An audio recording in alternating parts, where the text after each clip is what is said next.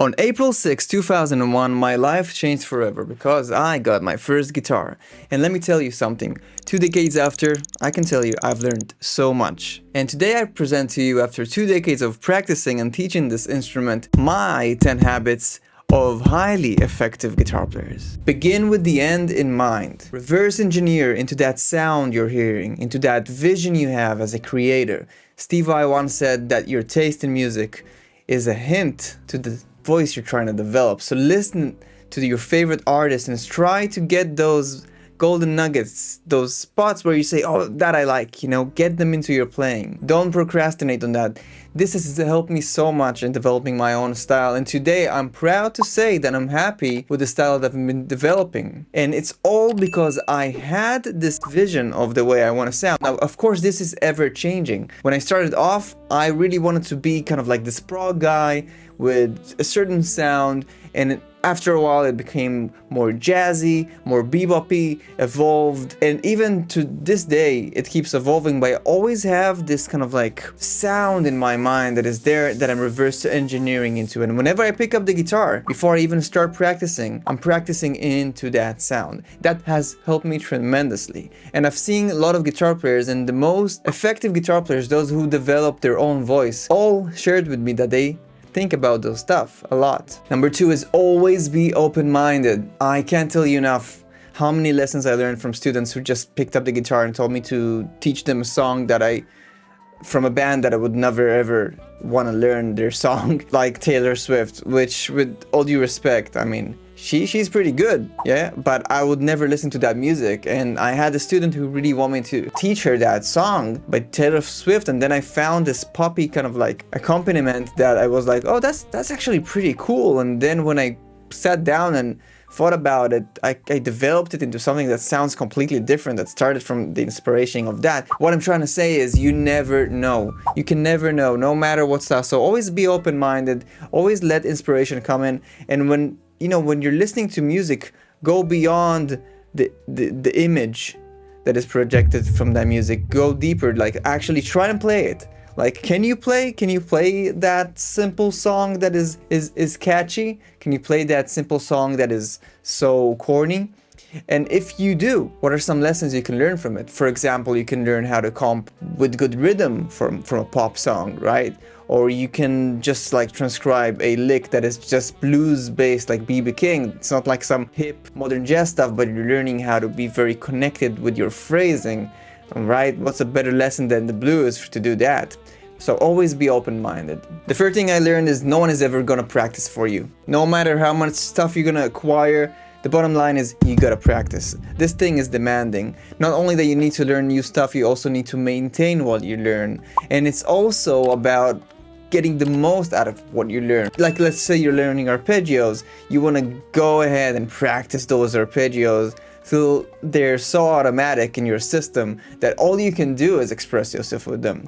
And no one is ever going to practice for you. Number 4 is learn the fundamentals. Triads, arpeggios, the melodic minor scale, the diminished scale, having good rhythm, all those stuff, learning the notes on the fretboard, really going into voice leading and developing motives. All of those stuff have been there for years, through the classical music to jazz, bebop, modern jazz, prog rock, you name it. Having strong fundamentals is something that must be on your list. And it's not only about learning it, it's also about maintaining it, so it becomes so automatic that you can't help but express yourself with it. And this is really going to help with the reverse engineering we talked about, because you will know how to reverse engineer into your goals using those fundamentals. Definitely take fundamentals seriously. By the way, number 5. That's always comparing yourself to who you were yesterday. You can always learn from others, but never compare yourself to others, because you have something that they will never have. You have your own unique perspective, your own unique voice, which also connects to learning from anyone, because you are discovering yourself through this instrument. It is never discovering anyone else. So you can see someone else's speed or dexterity or ability to play over changes and want to have those skills. But it's up to you to compare yourself to who you were yesterday, to acquire those skills into your own unique personality.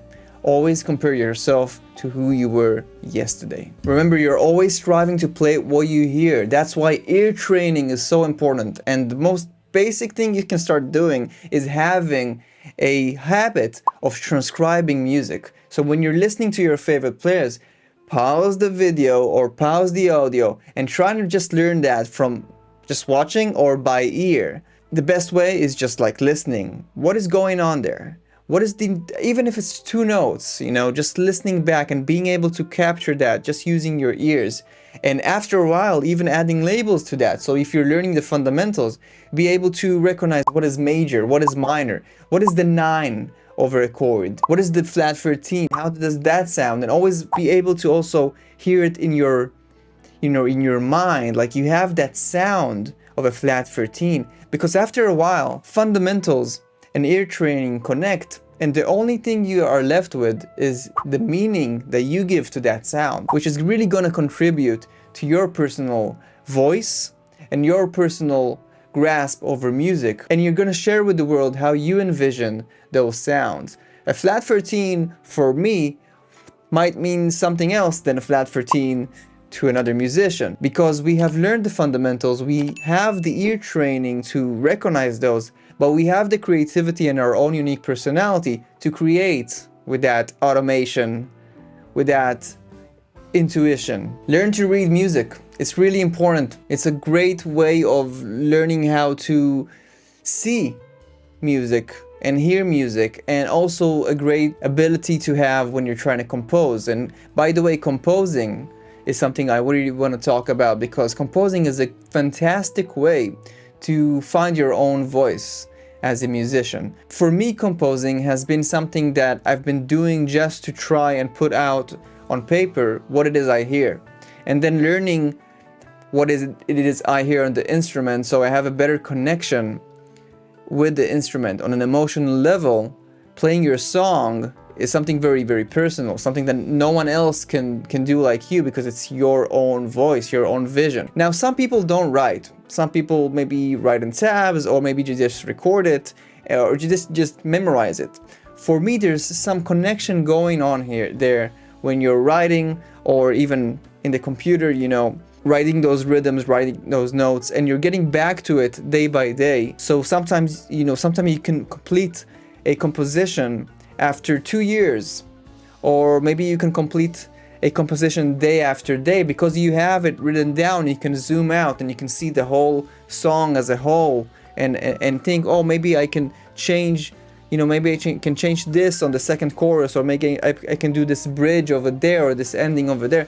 That's something really powerful about writing. Now, I can't express enough how much it helped me to record myself through those videos that I create, to the albums that I'm working on or putting out, to any video of me playing a lick or me improvising on Instagram or here on YouTube. All those stuff really acted as mirrors that kind of bring back feedback from people who are listening, also feedback from myself, also a sense of accepting who I am, who I'm not. Through the music, through listening, through recording, I've learned so much, and I highly recommend to all my students and all the people I, give advice to, record yourself 100%, that you're gonna learn so much. There's nothing else like it. There's nothing else like recording yourself and listening back. It can even be like, oh, I should work on that, but hey, that's pretty cool. I should do that more often. A while back, I heard a masterclass by Aaron Parks, piano player, amazing jazz musician, and he said something that really resonated with me, and I kind of took it with me. Never practice just from autopilot. Like, never just move your fingers mindlessly, because you're not putting any of your humanity in the instrument in that way. You're just mechanically moving your fingers, and that's a bad habit. So really focus on, when you're practicing, putting intention. It can even be just playing a scale, but you're really putting the intention of playing it with beautiful sound, or maybe nice timing, or maybe playing it, from very soft to very loud. Always have kind of like an intention. Also, when you're improvising, your solo begins, it's space. It's a canvas. You can start creating with that space. It's not even about the notes or not even about your skills. It's about your intention. And a lot of the time you're gonna appreciate that, and that's gonna generate new ideas. So intention, kind of bringing intention into your playing, kind of has this momentum that you're creating when you're improvising, when you're creating, when you're practicing. So always practice and always play with intention. So lastly, I really want to talk about gratitude and having fun. Don't forget that the first reason you've picked up this instrument is just to have fun, and it's a huge gift. Like I'm telling you, you know, you might be been playing for a longer time than I have, but I've been playing for 20 something years now, 22 years, and it's just like a blessing, a complete blessing. It's one of the most sacred stuff that I can do, is close my door and practice or compose something or meet with musicians, which by the way is an amazing thing. If you can meet with some friends and jam or work on a song, it's one of the funnest things that you can ever do. Working on tunes together, going and having like a goal to record a few tunes, even if it's for fun, it's one of the best experiences and the biggest gift. So I would like to end this video with gratitude to music. It's such a huge gift that we have. And thanks so much for tuning in. Hopefully this gave you some inspiration, and I'll see you in the next video.